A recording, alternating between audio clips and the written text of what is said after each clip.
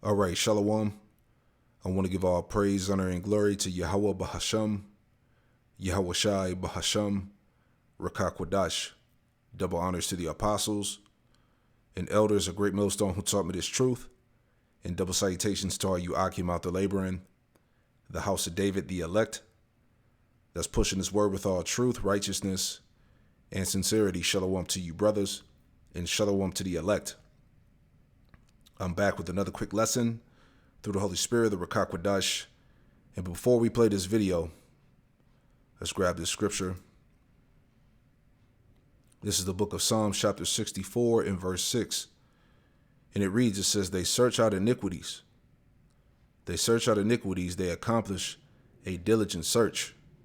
Both the inward thought of every one of them and the heart is deep. All right. And going back into this video here, which is entitled The Secret of Selling the Negro 1954, because, you know, these devils have Jake studied and all figured out. Okay. Esau pretty much knows that the so-called Negro consumer, you know, the black consumer, the so-called black dollar is pretty much the driving force for Esau's economy. Okay. Because they've studied and conditioned Jake to spend money. They know that niggas are going to spend money.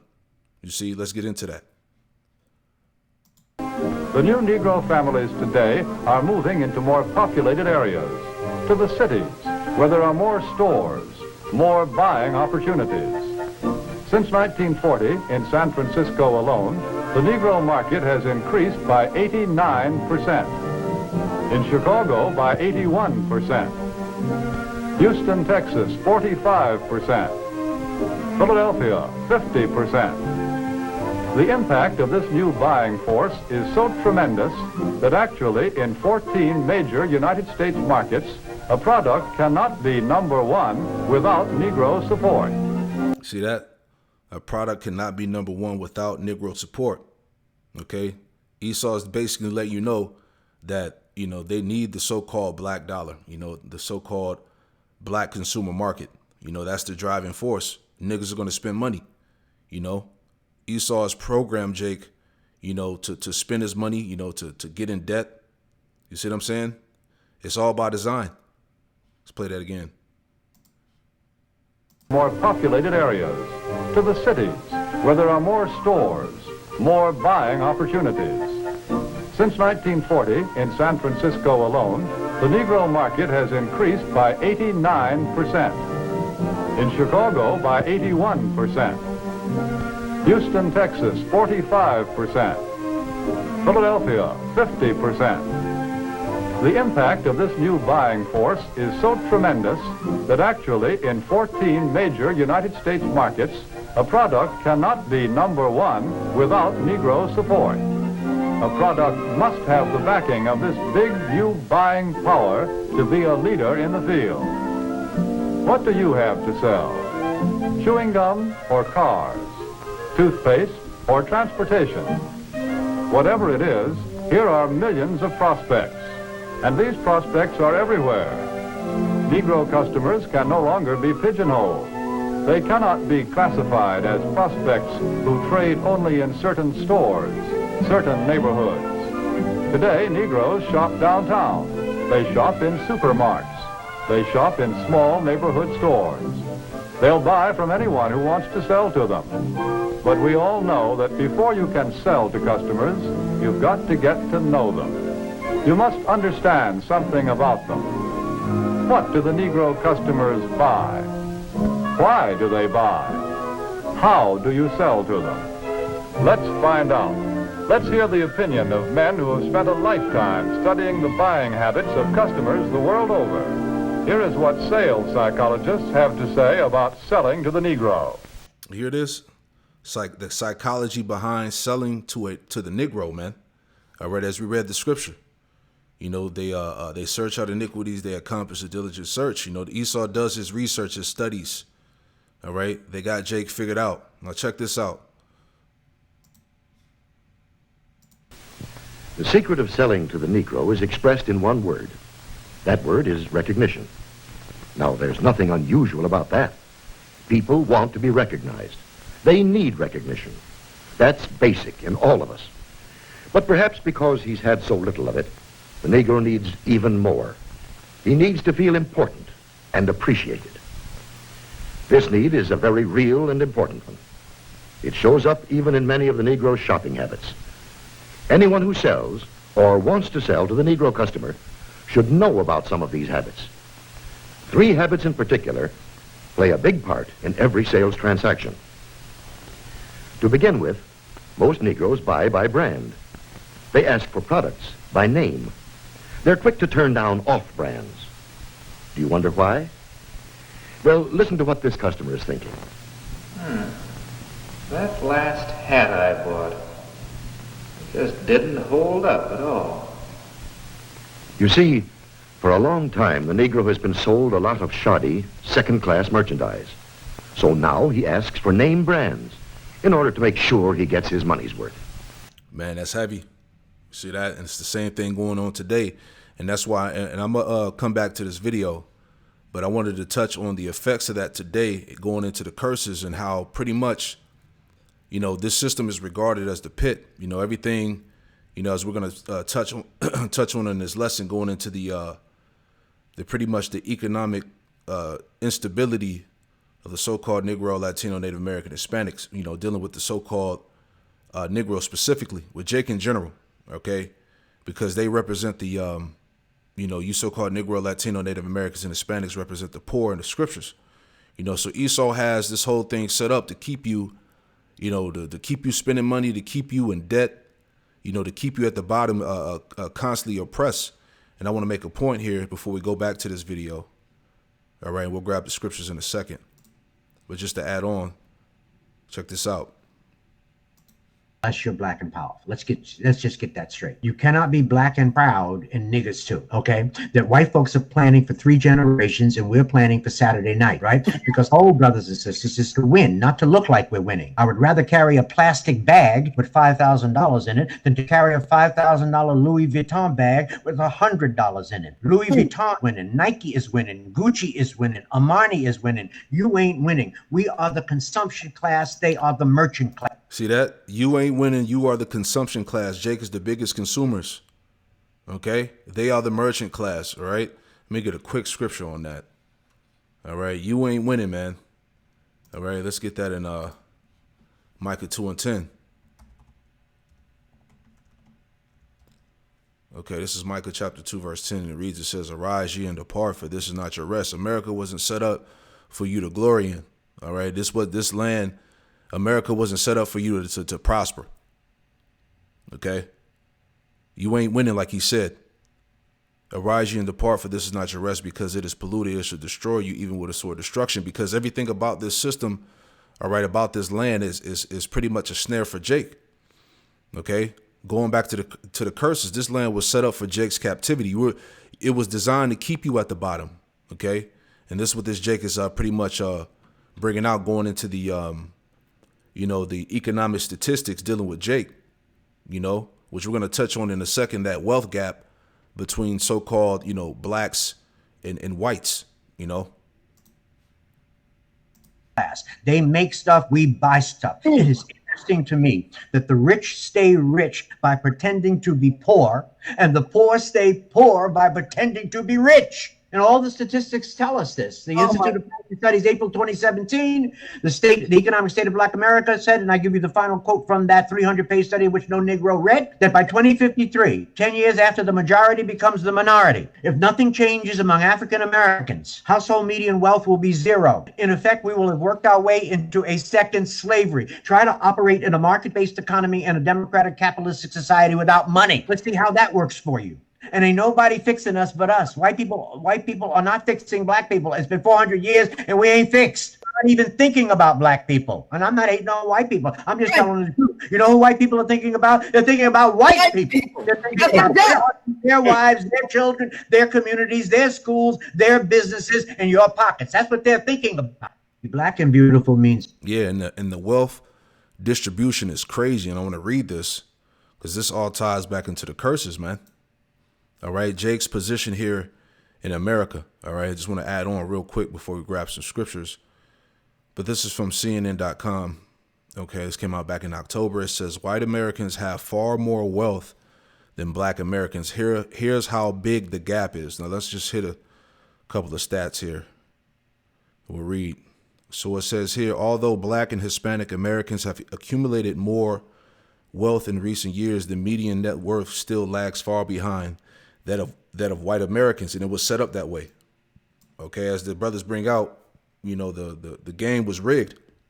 It was set up for you to lose. Like Jake said, you ain't winning. Right?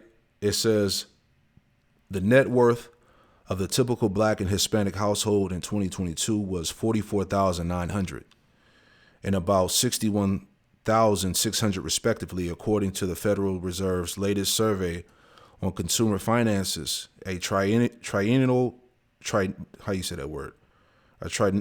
report released this month that provides a comprehensive look at America's financial circumstances. That's up more than 61% for black households and 47% for Hispanic households since the Fed's last survey in 2019. Reading a little bit more here, it says, even with these gains, their wealth remains only a fraction that of white households, whose median wealth was $285,000 last year, up 31% from 2019. It says Asian Americans had the highest median net worth of $536,000 the first year their wealth was broken out in the survey. Edward Wolf, a professor of economics at New York University, said Asian Americans have higher incomes and much lower poverty rates than white Americans, which drives up their median wealth. Now check this out. And I'm going to grab another article in a second too. It says the racial wealth gap is vast. Asian American households have more than 10 times the wealth of black households, right? 536,000 dealing with Moab Asians, right? So-called whites, Edomites, 285,000, Hispanics, right? 61,000, and then Jake or Judah, basically, right? 44,900, not even close. You're not even in the race, man, right? But the scriptures say that. Let me get this too in, this is Deuteronomy chapter 28 and verse 43. It says, the stranger that is within thee shall get up above thee very high. The stranger's going back to the heathen, man. Okay, the heathen would be above you, Jake. Okay, they would have the wealth. They would have the, the security, the financial security, man. Okay. They will be over you. The stranger that is within thee shall get above thee very high, and thou shalt come down very low. This is why Jake, going back to the picture here, this is why Jake is last in the race. It would take hundreds and hundreds of years to even scratch the surface of the so-called Asian and so-called white. That wealth gap, man. But it was set up this way. Is my point, right? It says. Verse 44, Deuteronomy chapter 28, verse 44, it says, he shall lend to thee, and thou shalt not lend to him, right? Because Jake don't own any banks, okay? Jake don't really have any money. Even though they're the biggest consumers, Jake doesn't have any financial security, man, okay? They don't have generational wealth. You see, it says he shall lend to thee, and thou shalt not lend to him, right? Because Jake gets these loans, these bank loans from Esau, these nations. They got to pay it back with high ass interest, right? Jake's credit score is through. Like I said, it was all set up that way. It says, and thou shalt not lend to him. He shall be the head and thou shalt be the tail, right? Esau and these nations will be over you, right? Esau would be the head and Jake, you would be the tail. You would be at the bottom of the bottom. All right. Concerning this economic wealth gap, it says, matter of fact, let me get this other one. I just want to make that point in this one. Let's grab this other one real quick. So this is another one just dealing with the wealth gap here. This is from PewResearch.org. It says wealth gap across racial and ethnic groups. Okay, so it says, and this came out back in December, this past December of 2023. It says, the increase in the wealth of U.S. households from 2019 to 2021 was spread widely across racial and ethnic groups. Despite improved fortunes, Black and Hispanic and multiracial households trailed white and Asian households by large margins, right? It says, from the following perspectives, both and before and after the pandemic, it says their wealth relative to the wealth of white and Asian households shares of households that are in the middle or upper tiers of wealth. And I just want to make this point. We'll grip the scriptures, right? So it says here, it says Asian households overall had more wealth than other households. 2 years since the start of the pandemic, in 2021, Asian households had a median net worth of $320,900 compared to $250,400 for white households. The median net worth of Hispanic households, $48,700, and Black households, $27,100, which was much less. See? And here it is. You look at the stats here, right? And look where the Hispanics, Blacks and Hispanics compared to so-called Asians and whites. Okay? This is how it was designed to be. It says in dollar amounts, the wealth gap between white households and Black and Hispanic households increased from 2019 to 2021. For example, in 2019, the typical white household had $168,800 more in wealth than the typical Hispanic household. The gap increased to $201,700 in 2021. All right, and how much more the so-called Blacks? Okay, and that's the point, man. You would be at the bottom.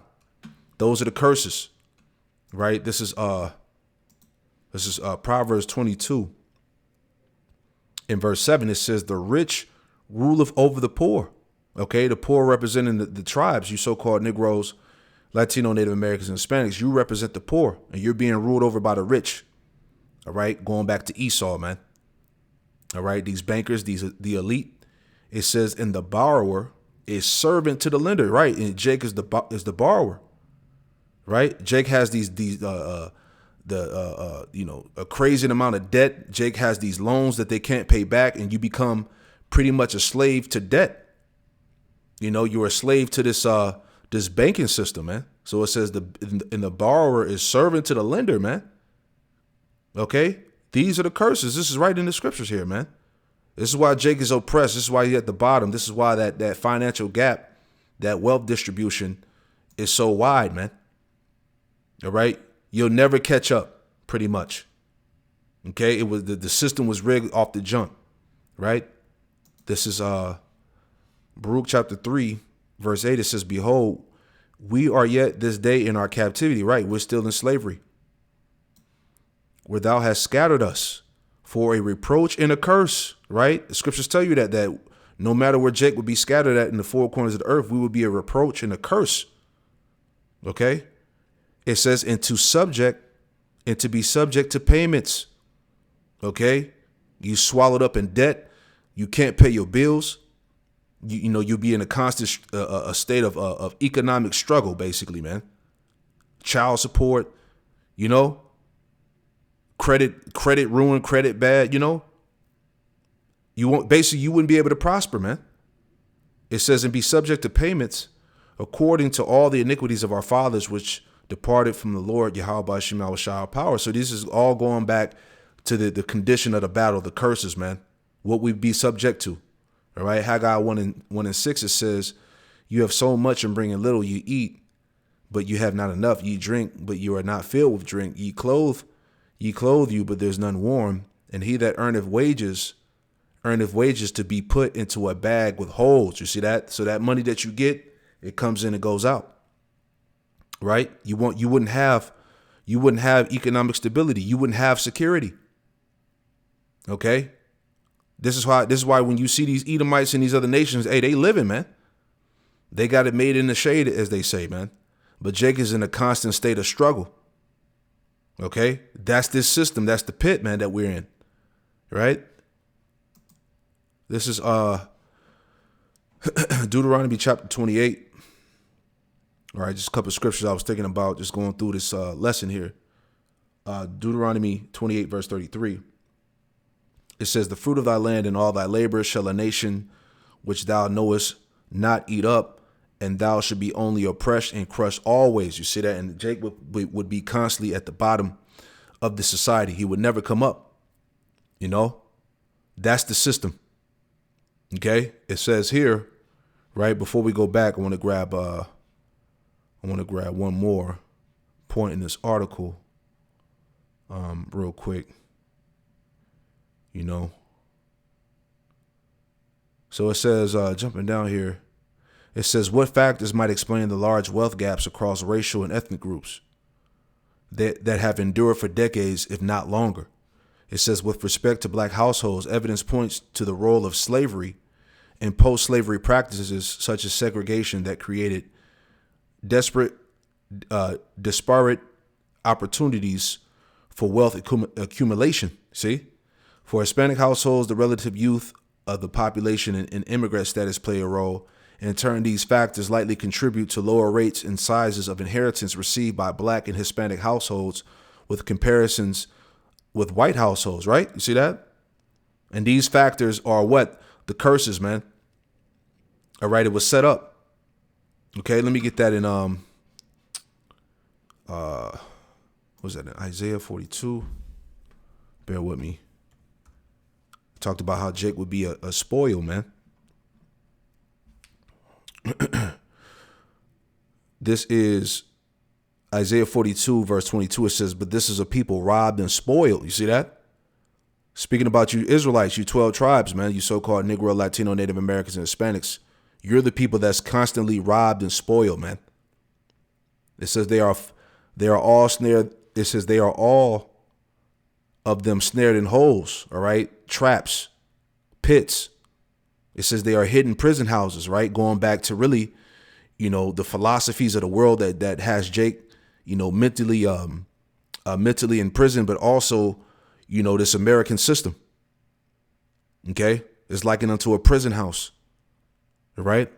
It says they are for a prey, and none delivereth for a spoil, and none saith restore, right? Because there ain't nobody fighting for your plight.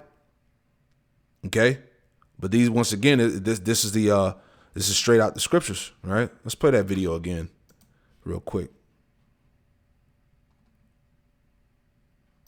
Nothing unless you're black and powerful. Let's just get that straight. You cannot be black and proud and niggas too, okay? That white folks are planning for 3 generations and we're planning for Saturday night, right? Because brothers and sisters, is to win, not to look like we're winning. I would rather carry a plastic bag with $5,000 in it than to carry a $5,000 Louis Vuitton bag with $100 in it. Louis Vuitton winning, Nike is winning, Gucci is winning, Armani is winning. You ain't winning.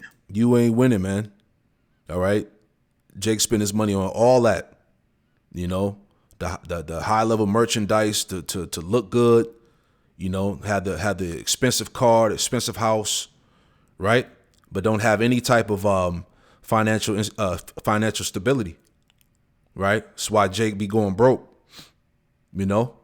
But that's how Jake was conditioned to be, you know. So let's go back to this video. I want to play a little bit more, you know. Lord willing, this lessons edify. Just wanted to make the points. These are the things that I thought about as I went through these 2 videos, you know. Buying by brand. That's the first important Negro buying habit. Now for this. Buying by brand is the first important Negro habit. Man, Esau got Jake down, man. Second, the Negro buys good quality merchandise. Symbols of quality and prestige are very important to the Negro customer. This woman, for example, is buying fine crystalware, but she is also buying the admiration and approval of her friends and relatives. Listen to her thoughts. My, isn't it beautiful? I can hardly wait to show it to Sally and Joan. It's a well-known fact. Yeah, Jake like the flex. You know, that's with the social media era. You know, everybody's on the internet flexing what they got, things they accomplish, what they doing. You know, that's the psychology, you know, dealing with Jake, you know. That many Negro customers are influenced by the opinions of others. What their friends may think of a certain item often decides whether or not the sale is made. So remember, the Negro buys quality merchandise. That's the second important point. And here's the third thing to remember when... Man, you can't make this up, man.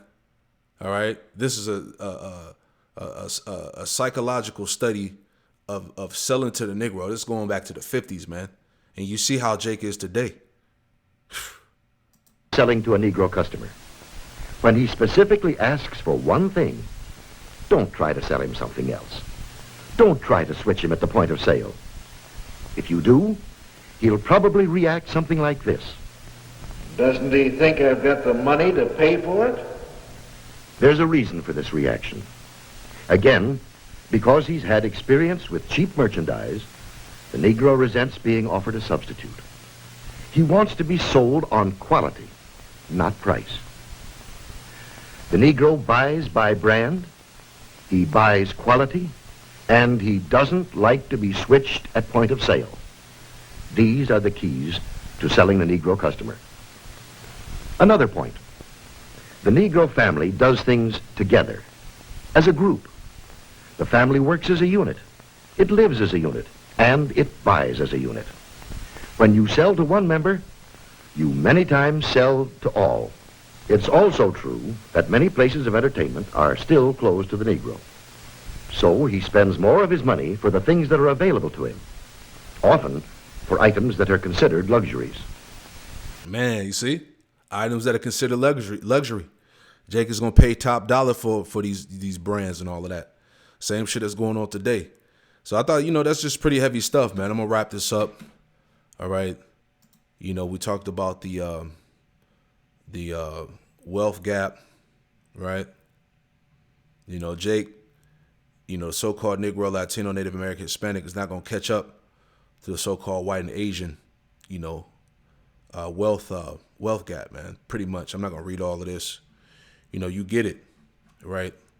So let's grab this. This is James 2:6. It says, "But you have despised the poor. Do not rich men oppress you and draw you before the judgment seats?" Right? You're under the oppression of what? Of the elite, man. The bankers. Right? They're the ones that control the money. They're the ones that run the show. Right? And it's like we read earlier, it said that the servant would be the borrower would be servant to the lender, basically, man. Right? And the Lord said that in Deuteronomy, you would go to the enemy for the one of all things, right? Deuteronomy 28:48, "Therefore shalt thou serve thy enemies, which the Lord Yahweh Shema Shai shall send against thee in hunger and in thirst and in nakedness," right? You got to go to him to get food, okay? His companies, to get water, to get clothes, okay? Jake doesn't own any of these banks. He doesn't own any of these, retail companies, none of that. You would have to go to Esau for the one of all things, for your daily necessities, all right? It says, "In the one of all things, and he shall put a yoke of iron upon thy neck until he have destroyed thee," right? Going back to what? To slavery. Jake had the yokes of iron on his neck, right here in the scriptures. But anyway, going back, this is James 5:4. It says, "Behold, the hire of the laborers who have reaped down your fields." The laborers going back to who? Jake, the Israelites, who were the slaves that built up the society. Okay, because the foundation of America was built upon what? Slavery. Okay, the slavery and genocide of Jake. Pretty much the Wall Street, the banking system, everything was operated from slavery, man. That's how America benefit. It benefited off slavery. 400 plus years of free labor, man. You see? "Behold, the hire of the laborers who have reaped down your fields, which is of you kept back by fraud." Yeah. Disenfranchised, taxes, debt slaves, oppression, the bottom, which is of you kept back by fraud, crieth, and the cries of them which are reaped are entered into the ears of the Lord of Sabaoth, the Lord of armies. Right? So that's why Yahweh Shema Shai ultimately is coming back, all right, to deliver us from this hell, man, from this pit. Let me get that too. Isaiah 61. All right, this is Isaiah 61, verse 1. It says, "The Spirit of the Lord, Yahweh Shema Shai, is upon me, Because the Lord Yahweh Shema Shah have anointed me to preach good tidings unto the meek. He have sent me to bind up the brokenhearted, to proclaim liberty to the captives. Okay? We are the captives, we are the slaves. And the opening of the prison to them that are bound. You see that? This is the time, man. Yahweh Shai is coming back to get us, starting with the elect. All right? To proclaim the acceptable year of the Lord, Yahweh Shema Shai, and the day of vengeance of our power, to comfort all that mourn. You see? To appoint unto them that mourn in Zion, to give unto them beauty for ashes, the oil of joy for mourning, right? The curses, all right? The oppression, the garment of praise for the spirit of heaviness. Yeah, the hell, the condition that Jake is in, that Jake is in here in America. It says that they might be called the trees of righteousness, the planting of the Lord, Yahweh Shema Shah, that he might be glorified. All right. So that's pretty much the point, man. You know, these are the things that stood out to me. You know, I pray this quick lesson was edifying. I want to give all praise, honor, and glory to Yahweh Bahasham, Yahweh Shai, Bahasham Rakakwadash, and Shalom to the next one. Shalom.